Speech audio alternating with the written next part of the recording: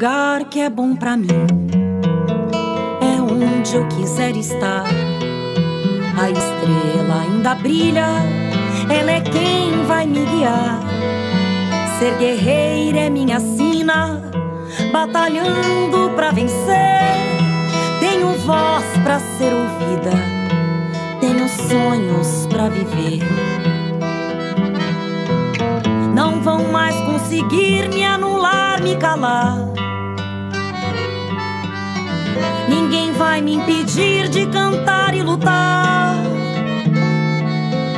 Seja em casa, no campo, na rua ou na praça, chega de mordaça, agora eu vou falar.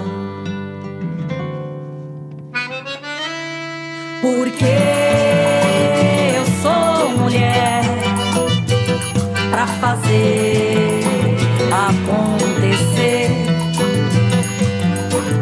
Eu sou uma delas, são elas por elas, ocupando os espaços de poder.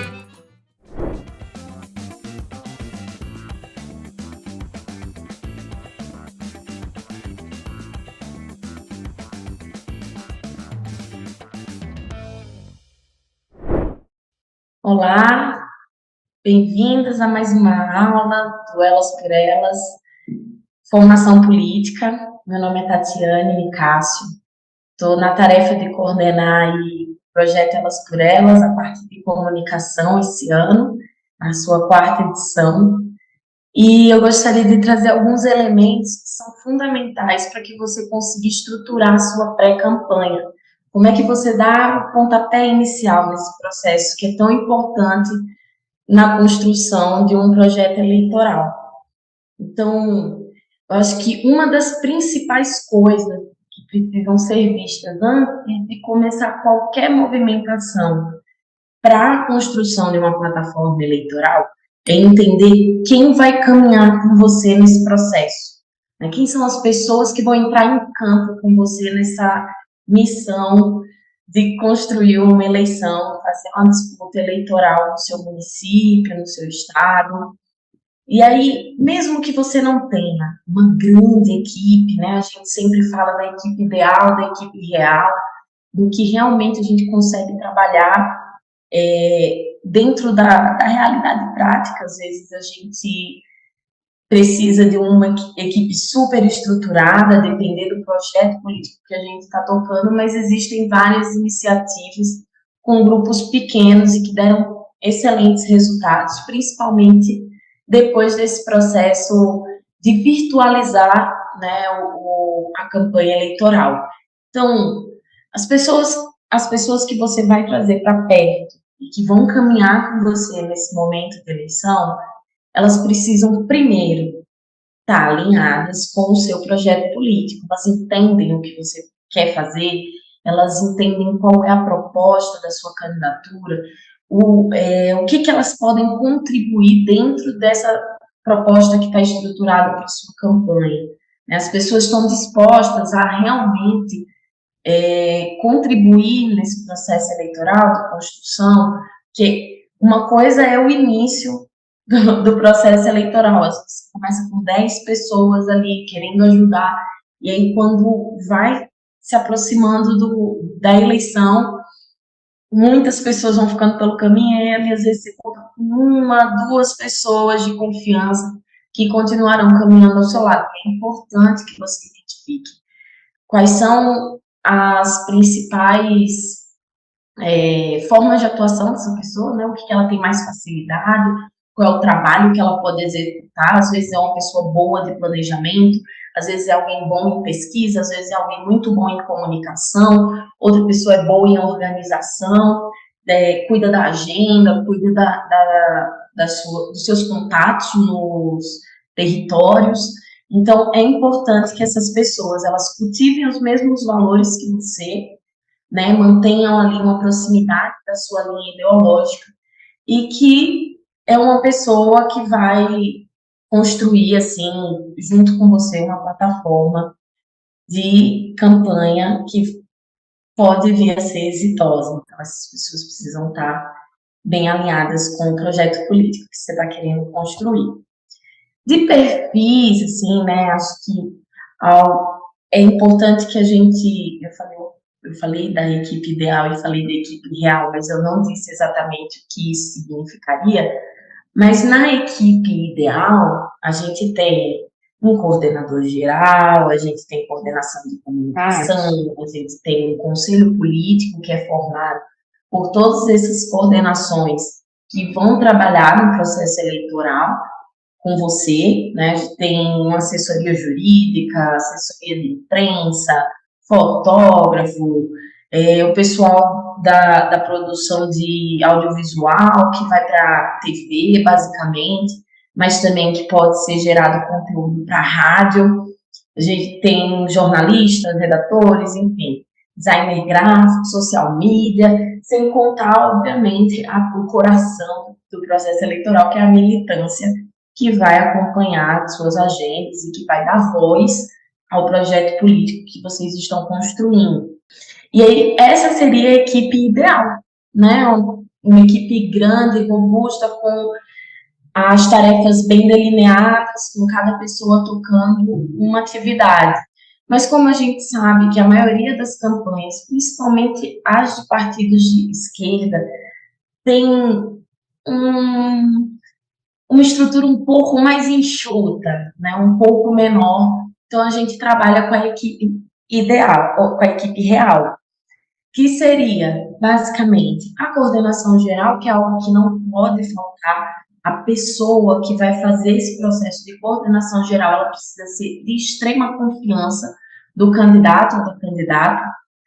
E essa pessoa vai, basicamente, acompanhar todo o processo de construção da candidatura, enquanto a candidata vai cumprir a tarefa de projetar para a sociedade a construção dessa plataforma que foi constituída por essa equipe, por essa militância, enfim, que é a estruturação desse projeto político que está indo às ruas, né? A candidatura, ela é a síntese do que foi estruturado para o processo eleitoral. E o coordenador ou a coordenadora geral dessa campanha vai ser uma espécie de candidata também, uma co-candidata, vamos colocar dessa forma, já que tantas candidaturas coletivas estão surgindo pelo Brasil, mas é como se fosse uma co-candidata, mas ela fica com a parte burocrática da coisa, que é para garantir que esse projeto ele caminhe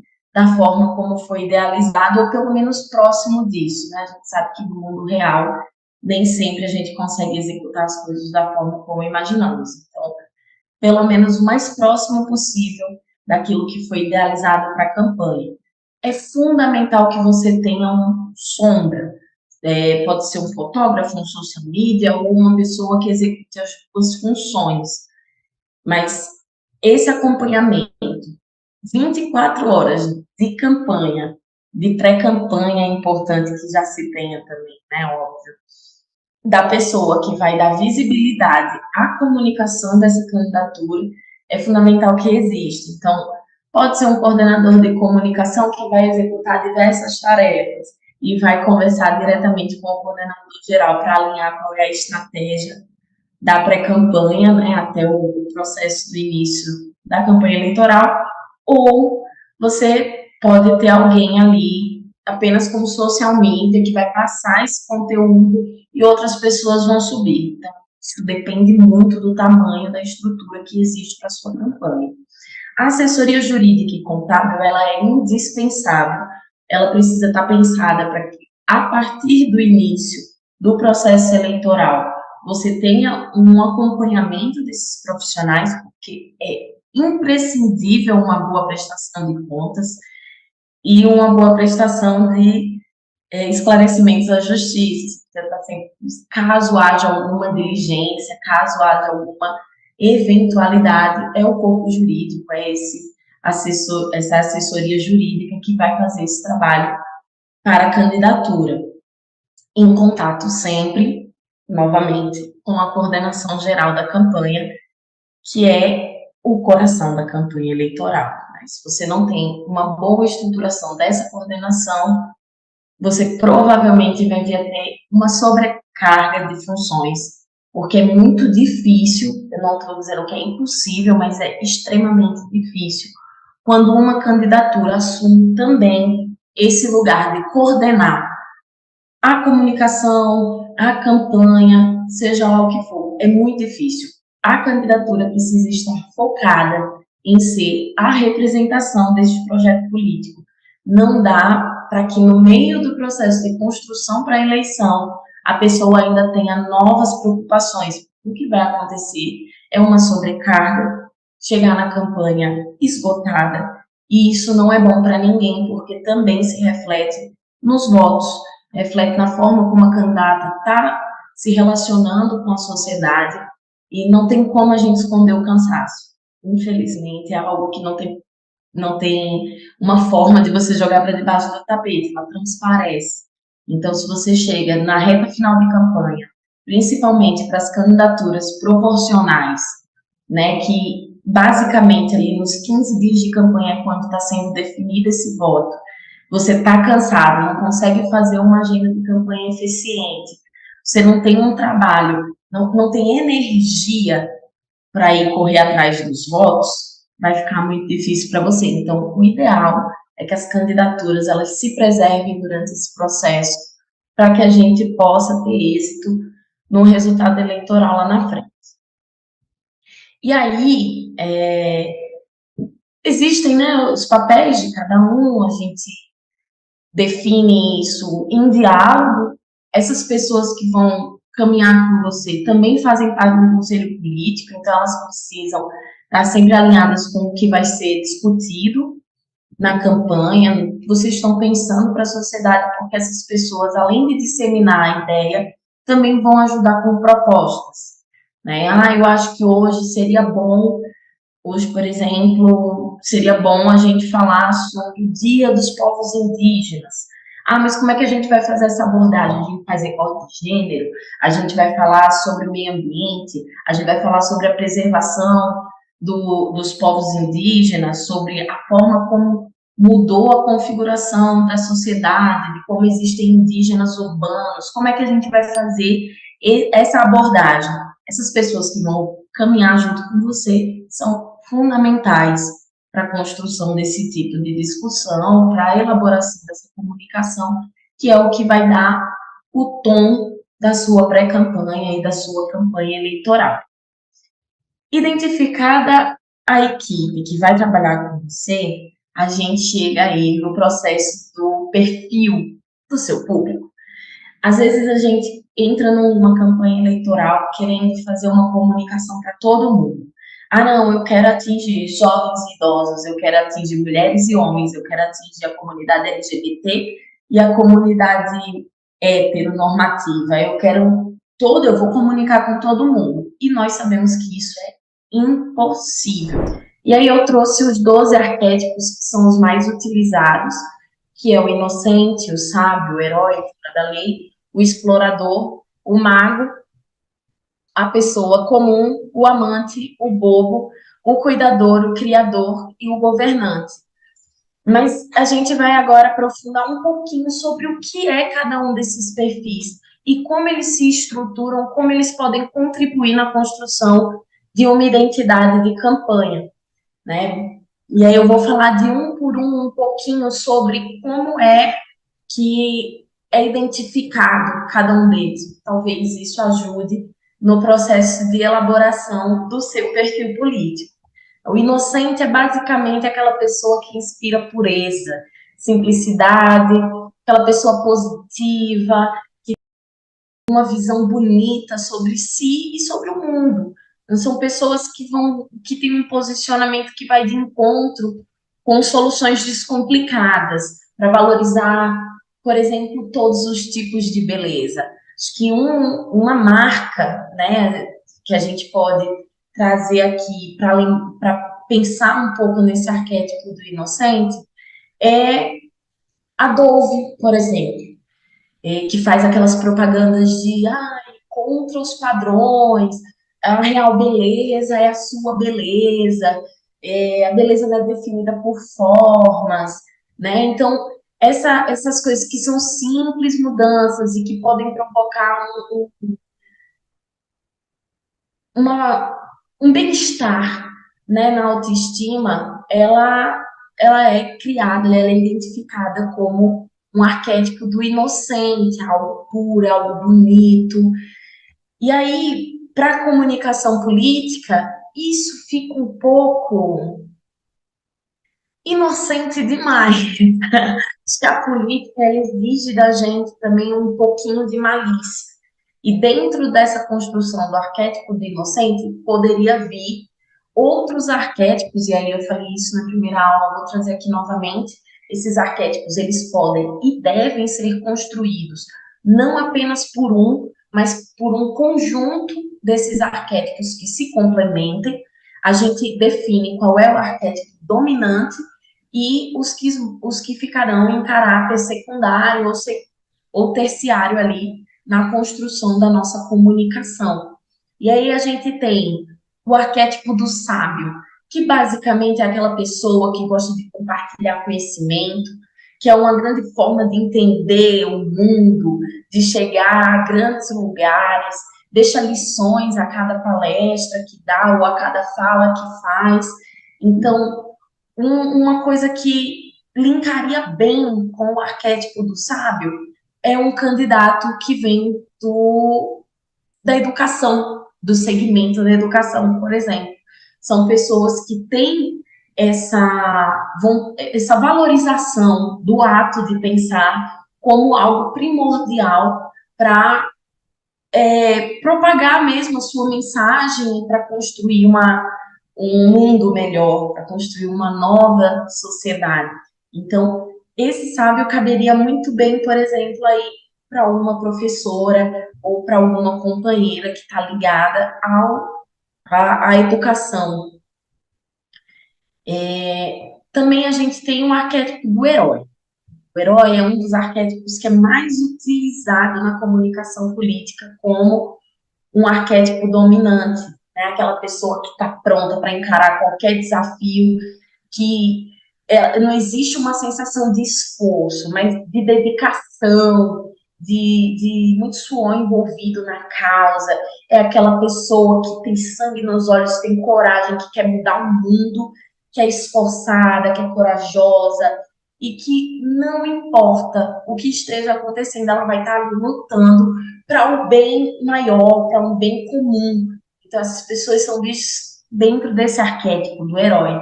Para que não pareça algo muito arrogante, normalmente as pessoas trazem aí outros arquétipos em caráter secundário que dão uma suavizada nessa proposta do arquétipo do herói, que acaba se tornando ali um pouco, digamos assim, da mulher de aço, né?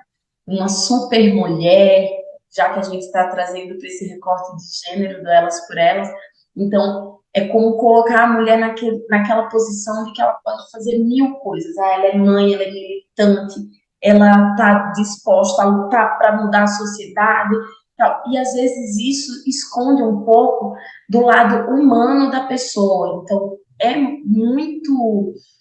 muito importante que a gente foque nesse processo de humanização para que a gente não perca de vista nessa construção da comunicação política esse item que é fundamental para uma comunicação, principalmente de esquerda, na política. As pessoas querem se identificar com aquele projeto. Então, o herói é muito utilizado, mas ele sempre vem ali carregado junto com outros arquétipos em caráter secundário, para que seja possível essa imagem do tudo é possível com esforço e a gente vai chegar lá, mas não fantasiando demais e sem perder ali o caráter político daquele espaço que também é de denúncia, né, do Estado, de cobrança dos poderes públicos e de fiscalização também do que é feito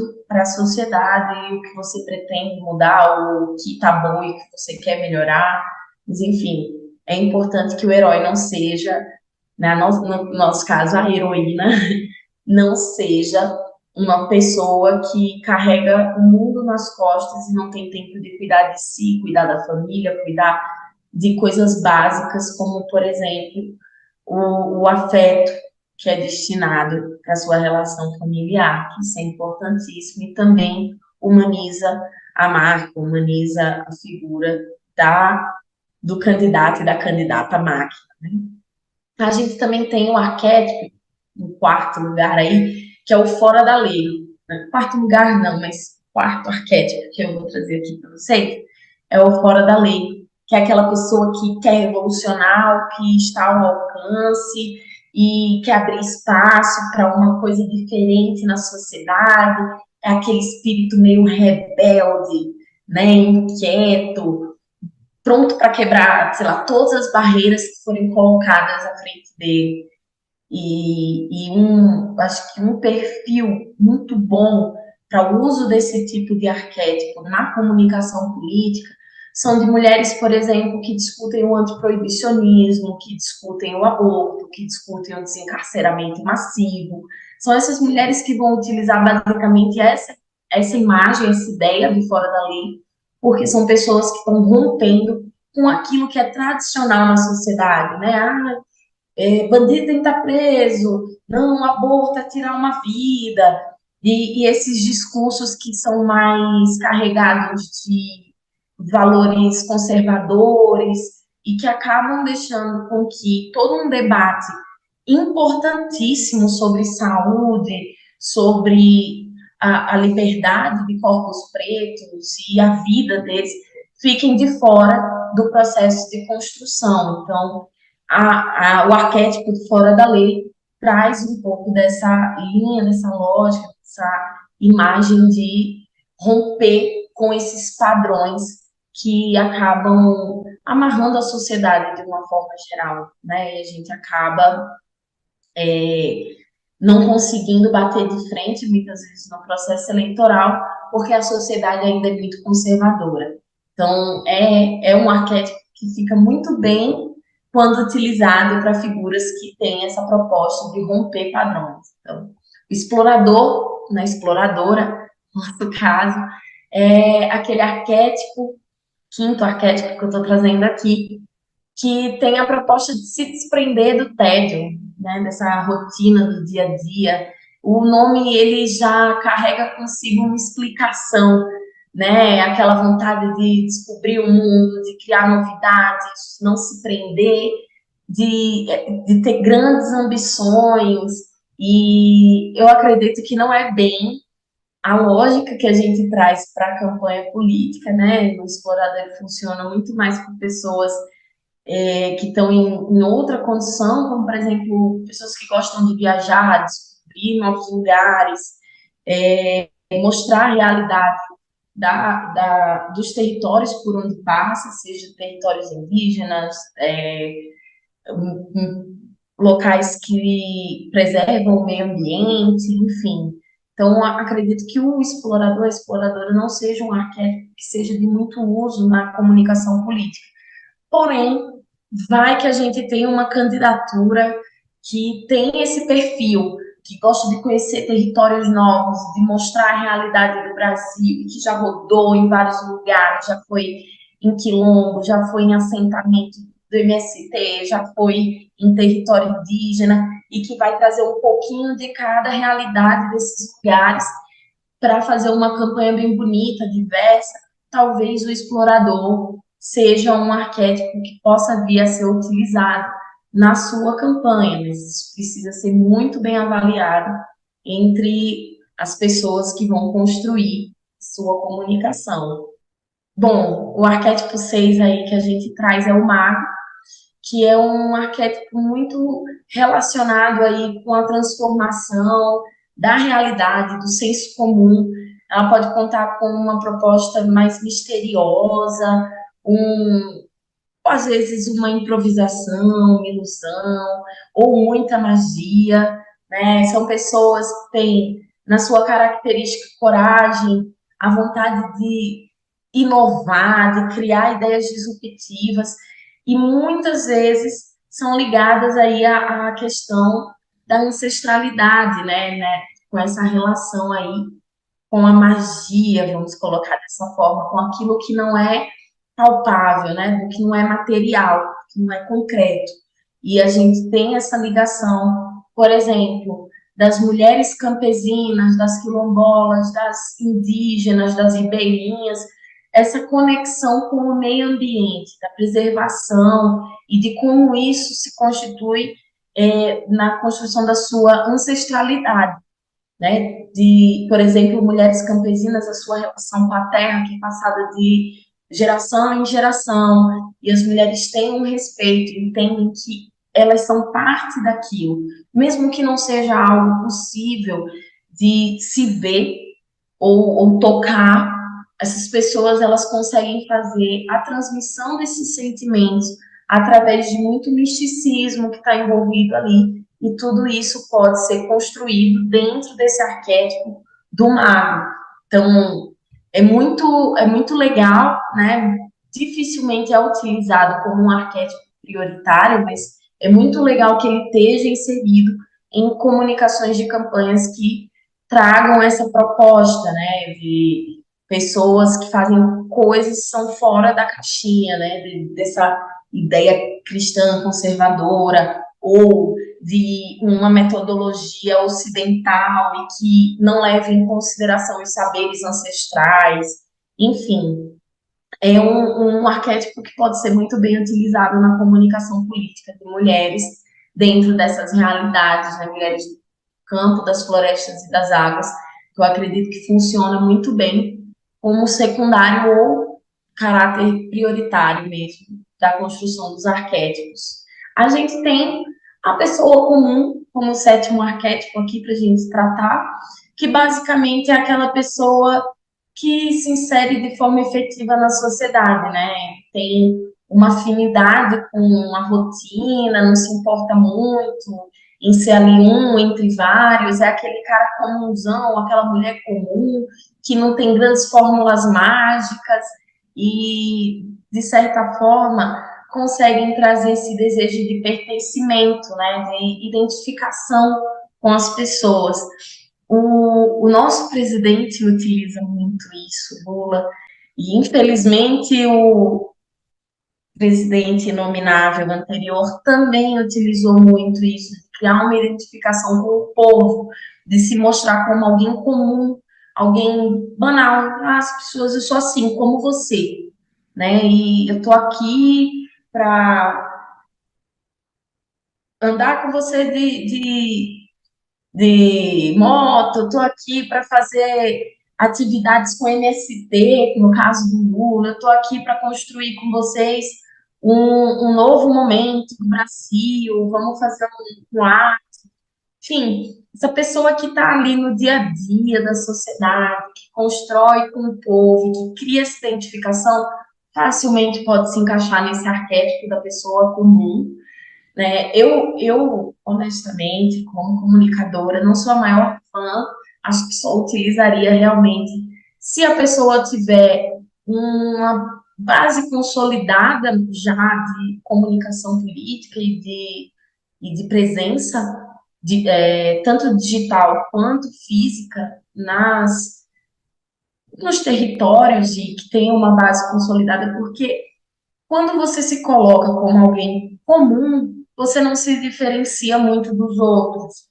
E durante o processo eleitoral, isso às vezes é muito procurado, né? Eu quero uma coisa nova, eu quero uma candidatura diferente, eu quero votar numa jovem, eu quero votar numa mulher LGBT, eu quero votar numa indígena, eu quero votar numa negra.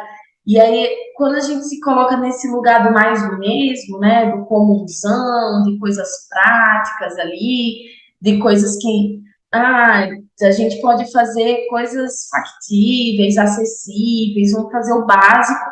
Às vezes as pessoas não se encantam muito. Então, esse arquétipo, não, comumente ele é utilizado em conjunto com outros, né? Como eu falei, a gente pode utilizar mais de um arquétipo, reforçando aqui.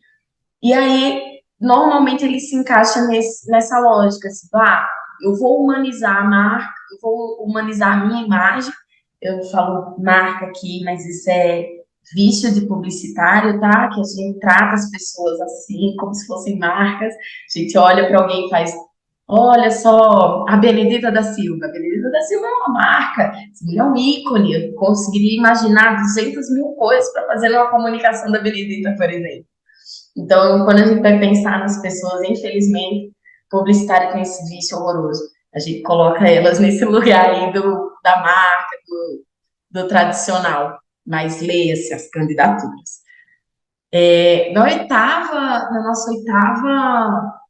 nosso oitavo arquétipo, a gente tem o amante, né? Que, por mais que o nome faça essa referência a um sentimento romântico, o ponto principal desse arquétipo não é necessariamente o amor, é mais a personalização, né? Aquela sensação que fica, que você se entrega tanto ao seu eleitorado que chega a despertar um certo prazer, né? Tem um toque ali de sensualidade, ousadia, e cria-se uma intimidade entre o locutor e a pessoa que escuta. Então, a ideia desse arquétipo é a criação de propagandas, de peças, que basicamente são capazes de conversar diretamente com a pessoa que está ouvindo, né? E aí, como se fossem feitas assim, direcionadas para você. Acho que a gente brinca muito com isso em memes também, né? Quando bota o Lula assim, de Brad Pitt, que viralizou recentemente, ele com aquele óculos bonito, tentando se esconder dos fãs, ou quando a gente coloca, por exemplo, a Glaze Hoffman como uma pessoa, de certa forma, uma mulher firme, mas que tem uma certa sensualidade ali, ela é bonita, ela tem outros atributos que não ficam restritos apenas à parte política, e acredito que o Boulos tentou fazer um pouco isso ali em 2018 também, quando ele fazia aquelas olhadinhas de lado, inclusive eu acredito que a comunicação ali do Boulos e ele bebeu muito da fonte da campanha do Lula, né, das campanhas do nosso presidente, porque isso é algo que a gente vê bastante, principalmente para o público mais jovem, que é para quem funciona melhor esse tipo de comunicação, né? Se você for falar com uma senhorinha lá do campo e você for tentar sensualizar ela, não é bem o que ela está buscando, não. Mas isso funciona divinamente com a juventude, gera meme, é muito bacana e pode ser bastante utilizado. Acho que outra candidatura também, para exemplo disso, foi o Molon, no Rio de Janeiro, na última eleição, que as pessoas fizeram diversos memes sobre ele ser sexy. E isso, por mais que seja divertido e tal, precisa ser usado com muito cuidado, porque pode descaracterizar completamente a seriedade da sua campanha. Então, é muito importante que seja feita essa avaliação do será que isso daqui é ou não pertinente para a construção da minha comunicação de campanha. Então, isso precisa ser avaliado durante o processo do planejamento, que é a primeira coisa que vocês precisam fazer para começar uma campanha eleitoral e ver quais são os arquétipos que serão utilizados aí durante o processo de construção da sua comunicação. A gente tem o bobo aqui como nosso nono arquétipo, que é conhecido meio como o bobo da corte, as pessoas podem falar assim, que é uma ideia mais fazer graça ali, é uma comunicação mais despreocupada, engraçada, uma coisa mais acessível. O resultado é muito direcionado para isso, né, para a lógica do humor, um conteúdo gerar identificação por parte dos leitores e funciona bem com meme, mas também precisa ser observado com muita cautela para que não ridicularize a comunicação da campanha. O décimo arquétipo que a gente pode utilizar para construir essa comunicação de campanha é o do cuidador, que é outro arquétipo muito utilizado durante o processo eleitoral, né? Então, o cuidador, ele basicamente demonstra esse carinho, essa afetividade nos posicionamentos da comunicação, né? É uma ideia de não medir esforços para que aquilo que precisa ser feito, seja realizado.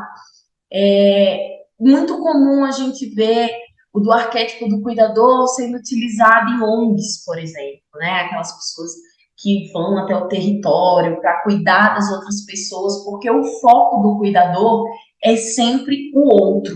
É tudo feito de forma muito humanizada. A ideia é ajudar as pessoas. Então, o cuidador ele se coloca como aquela pessoa que está ali para acolher, para dar carinho, para ter um processo de afetividade mesmo no posicionamento da comunicação. E isso funciona muito bem para a comunicação política, porque as pessoas hoje, né, em qualquer lugar do mundo, querem ser cuidadas, querem receber o mínimo de afeto, e isso é muito bom para a comunicação política, de quem quer gerar essa identificação, essa sensibilização no eleitorado.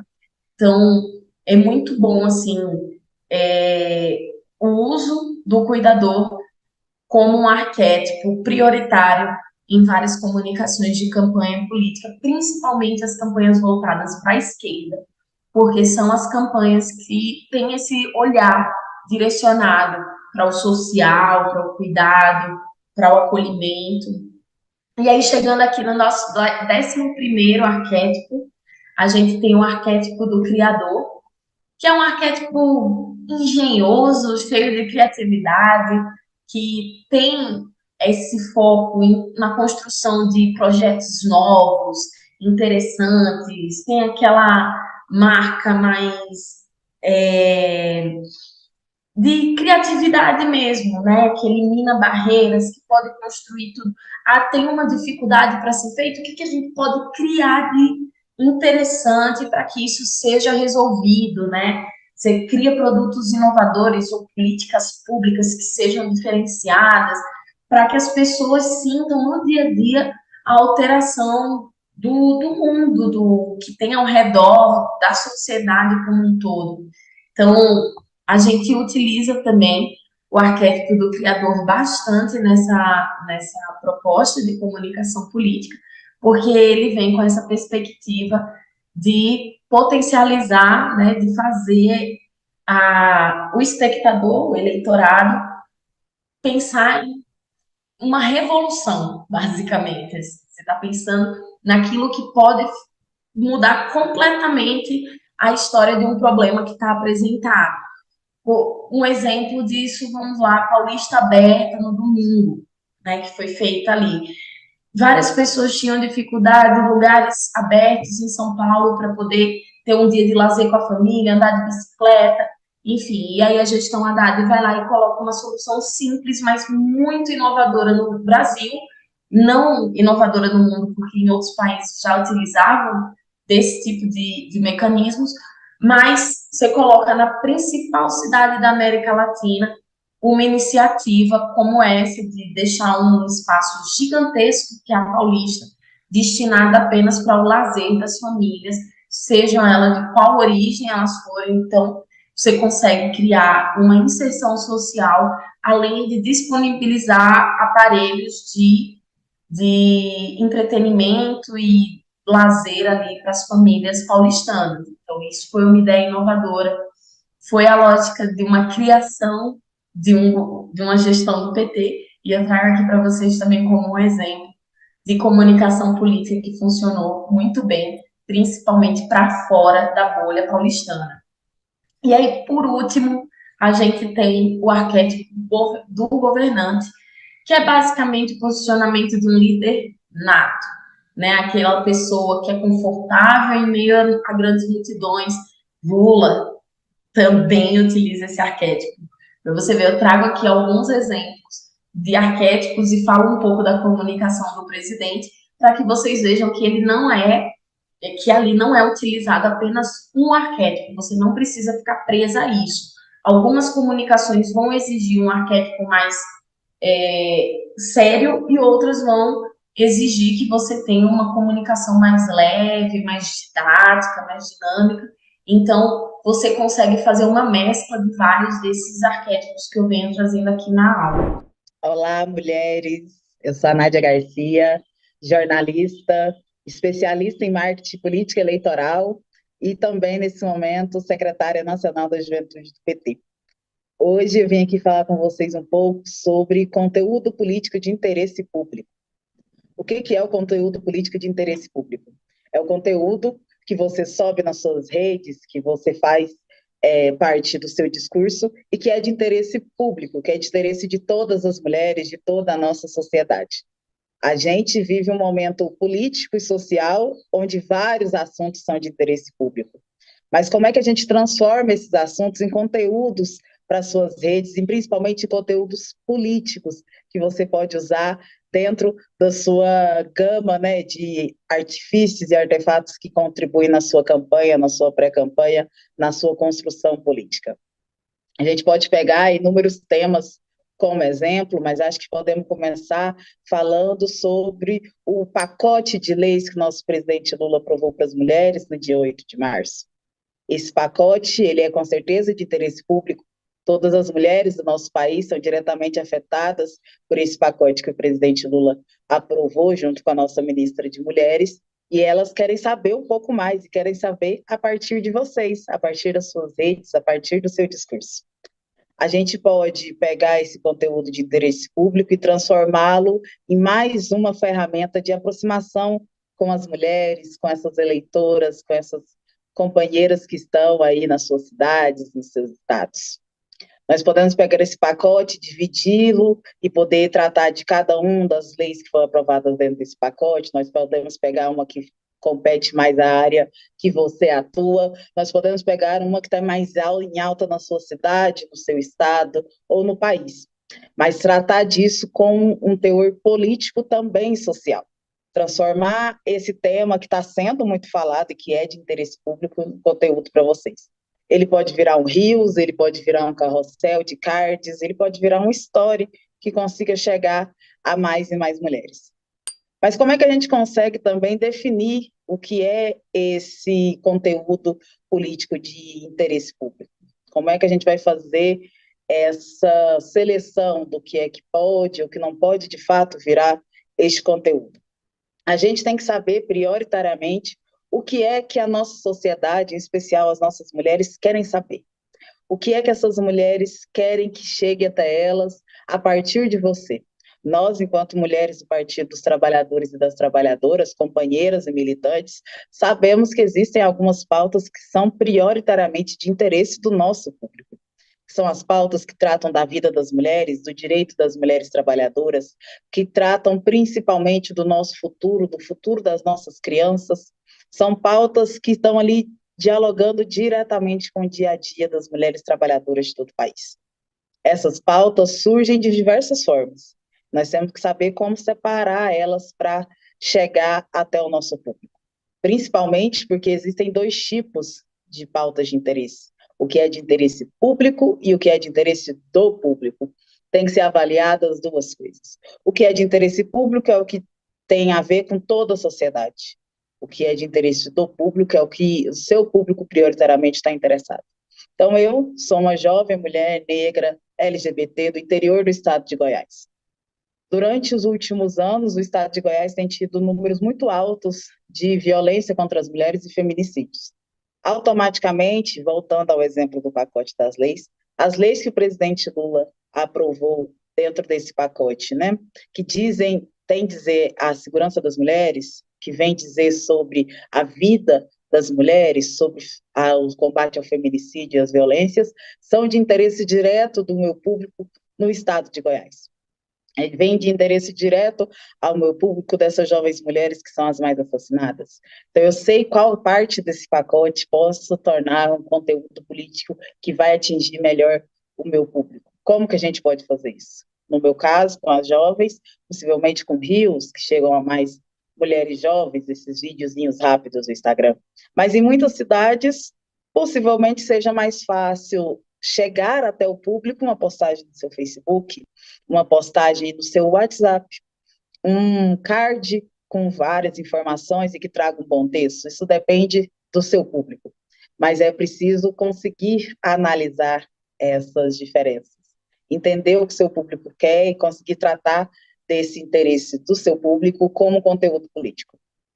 Ah, mas essa questão do pacote é um conteúdo já político há muito tempo. Isso daí é bem clichê de se tratar, mas podemos tratar o conteúdo político de interesse público em outras áreas, por exemplo. Durante o Carnaval, houve uma grande discussão, não só sobre a questão do não é não, dos beijos forçados, dos blocos, que tinham muitos casos de assédio, mas também sobre o próprio desfile, uma vasta discussão sobre o corpo das mulheres, a hipersexualização daquelas mulheres que estavam nas avenidas desfilando, o papel da mulher dentro do carnaval, enfim, haviam vários debates. Isso também pode ser construído e colocado dentro de um conteúdo político e de interesse do seu público, interesse público, que era o assunto mais debatido naquele momento. E nós, enquanto mulheres feministas, temos, devemos e podemos fazer o debate em cima da valorização e do direito das mulheres ao seu próprio corpo, à sua própria imagem. Isso vale para todas as nossas companheiras, para todo mundo que quer dedicar a sua rede social, o seu conteúdo online a fazer esse debate político. Isso também pode ser pautado de diversas formas. Obviamente, a gente tem que saber se esse é o assunto de interesse do seu público. Essas campanhas, pré-campanhas, essas construções políticas até o próximo ano, elas virão carregadas de diversos temas. Agora nós voltamos à presidência com o companheiro Lula, temos nossas ministras, temos companheiras em todos os espaços, inclusive como governadora, no caso da nossa querida companheira Fátima. A vida das mulheres na política também vai ser um tema de interesse público. Mais uma vez, a gente tem alguns partidos já sendo denunciados por não terem correspondido às cotas de participação das mulheres durante as eleições, os 30%, tantos outros debates sobre o papel das mulheres dentro das campanhas e dentro dos partidos, isso também é de interesse público. Isso também pode ser uma das pautas que você debate e transforma em conteúdo político para suas redes. Sabendo que hoje as redes, elas têm uma certa regra sobre os conteúdos políticos, né? Sabendo que a gente pode tratar de assuntos muito severos, assuntos importantes e densos, mas que a gente tem um limite aí do que é o tempo, nós temos um limite de quantos cards a gente deve usar, a gente tem um limite que fala também de quantos caracteres a gente tiver no Twitter, ou quanto essas pessoas hoje, a população, se dedica a ler um texto nas redes sociais, quanto tempo eles gastam para ver um vídeo, tudo isso tem que ser analisado. Hoje, o imediatismo corre cada vez mais rápido, né? A gente tem vídeos de 15 segundos, vídeos que chegam a inúmeras visualizações, um vídeo com 1 minuto talvez não chegue, mas como tratar desse tema tão denso em 15 segundos? Ele pode ser, inclusive, um chamamento para uma conversa no Zoom, ele pode ser um chamamento para uma reunião, uma plenária, desde que se trate desse assunto. Nádia, é tão importante assim que a gente trate desses assuntos de interesse público, com certeza. Os assuntos de interesse público são os assuntos que estão na boca do povo, são os assuntos que estão passando na TV, são os assuntos que são imediatos e de agora. São pautas prioritárias naquele momento na sociedade. Nosso papel, enquanto militantes, enquanto seres políticos, enquanto mulheres que ocupam a política, é tratar desses assuntos. É fazer com que a sua opinião, que a sua voz seja a voz que essas pessoas, que essas mulheres procuram na hora de entender o que é que está acontecendo, na hora de entender por que é que se debate tanto o arcabouço fiscal, o que é o arcabouço fiscal, na hora dessas mulheres entenderem o que é que está acontecendo na economia, por que que a gente tem que defender o nosso ministro Haddad dos ataques do mercado, na hora da gente entender qual a importância da gente ter ministros negros nesse momento em Portugal com o presidente Lula, tudo isso tem que ser dito, tem que ser discutido, tem que ser falado por nós.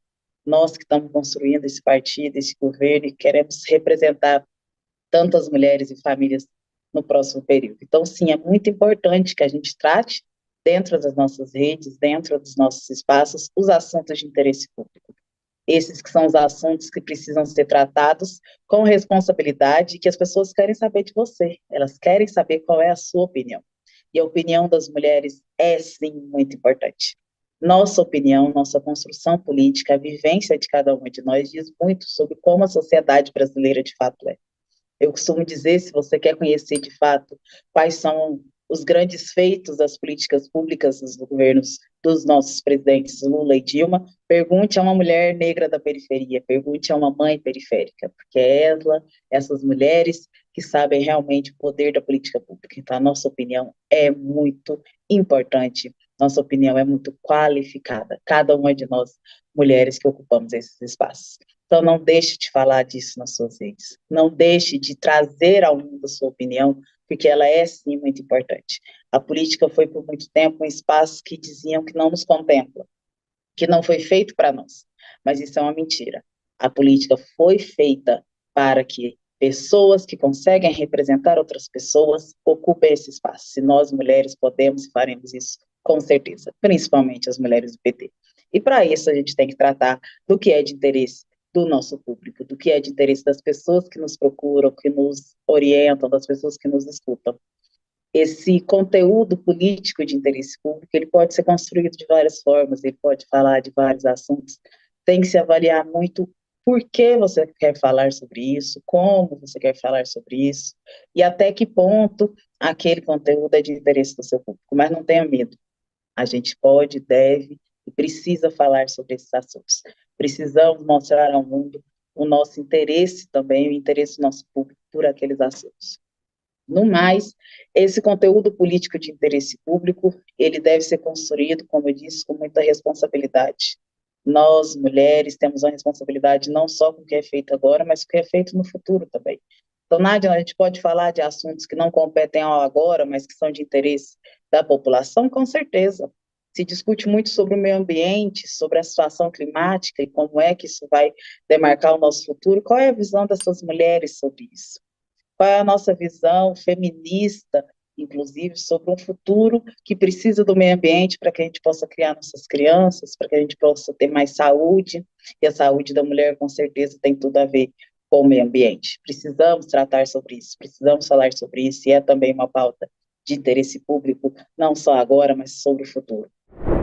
Olá, meu nome é Dani Braga, eu sou jornalista e estrategista na área de marketing político eleitoral. Estou muito feliz com esse convite do projeto Elas por Elas para estar aqui mais uma vez compartilhando conhecimento com vocês. Um conhecimento para pré-campanha que vai te ajudar com certeza a conquistar a sua merecida vitória em 2024.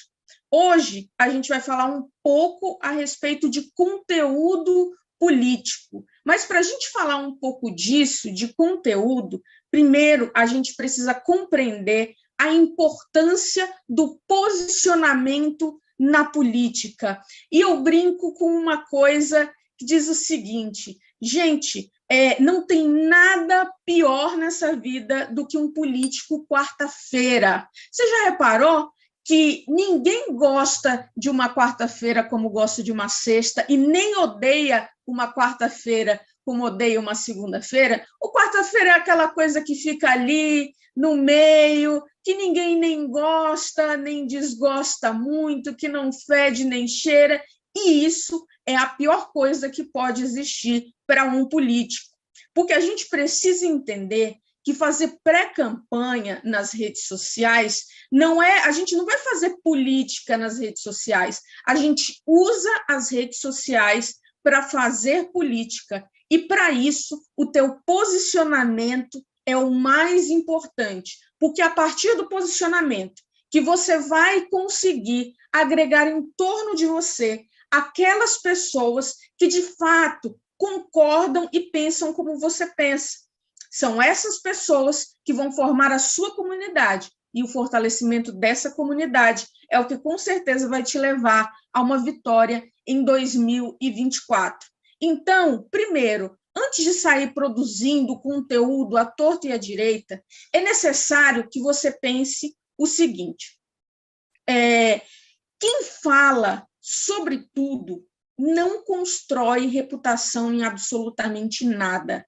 E isso é um erro muito comum que a gente vê em muitas candidaturas, especialmente aquelas que não podem começar com uma pré-campanha, uma equipe de pré-campanha robusta para ajudar em diversos aspectos da comunicação dessas pré-candidatas e desses pré-candidatos. Então, primeiro, eu diria para você pensar em que tipo de pré-candidatura você se encaixa.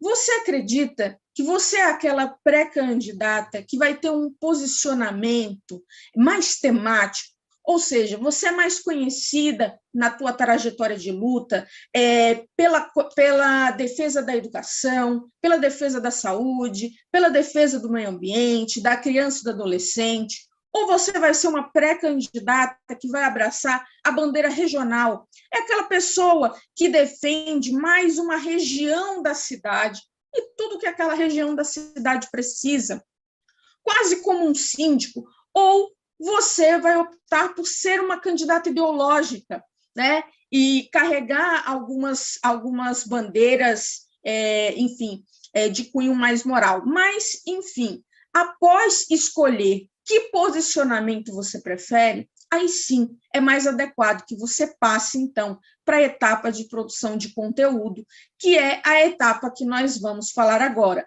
Então, antes da gente falar sobre a bio do seu Instagram, sobre como você vai se portar nas redes sociais, vamos voltar a falar um pouquinho de posicionamento e como que você vai produzir um conteúdo eficiente e que engaja nas suas redes sociais. Como eu falei com você, a pior coisa que existe é um político quarta-feira, aquele que não fede nem cheira, que ninguém liga para o que ele fala. Então, as suas redes sociais precisam ser uma expressão do teu pensamento. Então, eu quero compartilhar aqui com vocês agora um pouco sobre o que eu acredito que são os pilares para a construção dessa autoridade nas redes sociais, utilizando conteúdo, porque conteúdo é estratégia. Conteúdo é estratégia. Coloque isso bem firme no seu pensamento. Tudo que você coloca nas suas redes sociais, absolutamente tudo vai ajudar a construir a sua reputação. É por isso que você não pode colocar qualquer coisa e absolutamente qualquer postagem significa um ato de comunicação, um ato político que pode te ajudar ou te atrapalhar na construção da reputação que você deseja construir. E para que você consiga fazer um conteúdo que de fato seja assertivo nas suas redes sociais, eu vejo que tem 4 pilares que são os mais importantes. São os pilares da limitação, da autenticidade, da vulnerabilidade e narrativa. Mas muita gente diz assim, como limitação? Por que limitação? Gente, porque não tem como você falar sobre absolutamente tudo. Então, quando você for postar nas suas redes sociais, antes disso, defina quais são as suas editorias de conteúdo com base nos públicos que você deseja falar e com base também nos temas que você deseja discutir. Então, veja bem, se você é uma candidata temática que defende a educação, qual vai ser a limitação criativa que você pode colocar para atingir os seus públicos? Bem, a primeira coisa que você deve pensar é que você não pode usar o mesmo conteúdo para falar com todo mundo. Então, você precisa definir. Dentro da educação, nós temos os professores, os profissionais da educação, os alunos, os assistentes técnicos nas escolas. Nós temos uma gama de profissionais e uma gama de grupos sociais que estão envolvidos dentro desse contexto. E você precisa produzir conteúdos específicos para cada um deles. O conteúdo sobre o que o professor deseja, que às vezes pode ter relação com a melhoria das condições de trabalho, com o plano de cargos e carreiras e salários, bem com o conforto no local de trabalho, não tem necessariamente a ver com o que o aluno deseja. Os alunos, por exemplo, podem desejar melhores condições físicas para a escola, podem desejar ter outros tipos de matérias que não só aquelas que são fixas na grade curricular. Então, isso exige um outro tipo de diálogo. Os pais, por exemplo, podem querer saber mais em relação à segurança, em relação a como que o currículo dos seus filhos está avançando, em relação às possibilidades do seu filho ter uma boa educação, como, por exemplo, entrar na faculdade. Então, veja, os públicos têm necessidades específicas e você precisa se comunicar especificamente com cada público. Então, você falar sobre educação de forma genérica é algo que te torna quarta-feira. Então, é necessário que você faça conteúdos diferentes para públicos diferentes. De outra forma, você pode perder a liga com esses públicos diversos e não conseguir criar uma comunidade forte, que é a base do que vai te fazer conquistar mais votos e a vitória que você tanto quer em 2024. Então, é por isso que é muito importante que a gente se limite. Por que é importante se limitar? Porque você não vai conseguir fazer conteúdo sobre tudo. Até mesmo hoje, quem está no mandato e tenta uma reeleição não tem uma equipe grande para produzir diversos conteúdos.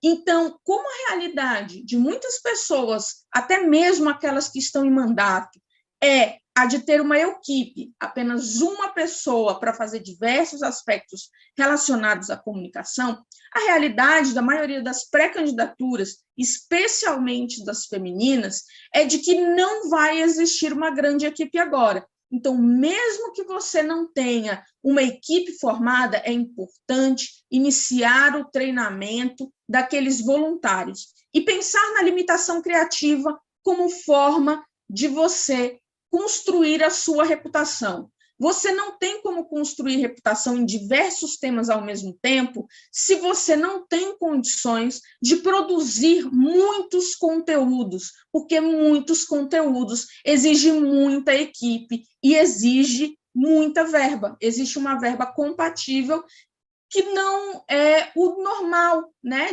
da maioria das candidaturas, especialmente nas femininas do nosso país. E hoje você precisa estar na sua rede social, porque hoje o paradigma é muito diferente do que a gente viveu no passado. É posto, logo existo. O que você posta é que vai dizer necessariamente para as pessoas quem você é. As redes sociais, elas ajudam a maximizar a tua capacidade de construir reputação. A tua reputação vai estar diretamente ligada àquilo que você coloca nas suas redes sociais. Por isso, é preciso que você seja sem vergonha de gravar stories, sem vergonha de gravar vídeo, sem vergonha de fazer foto, sem vergonha de fazer selfie, sem vergonha de postar nas suas redes sociais. Isso faz parte da sua vitória. Postar nas redes sociais é uma ação política das mais importantes que existem e que você jamais pode delegar.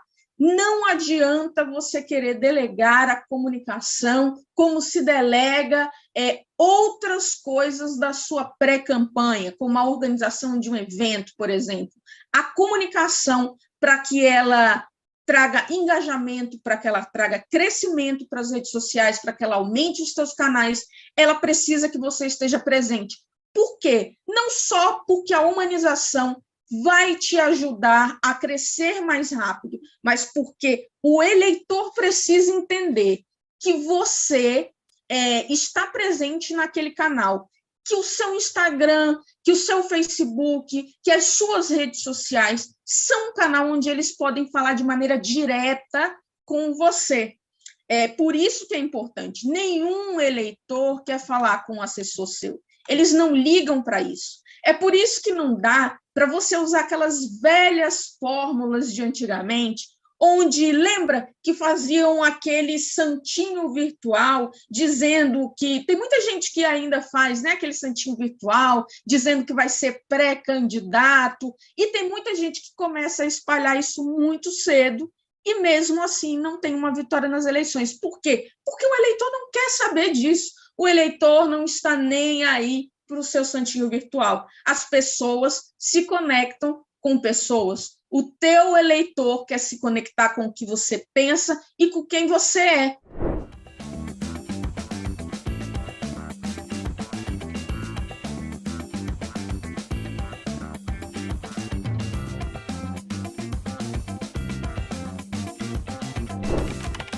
Reveja esta e outras aulas na playlist TV Elas por Elas Formação, no canal da TV PT no YouTube ou em formato de podcast no Spotify.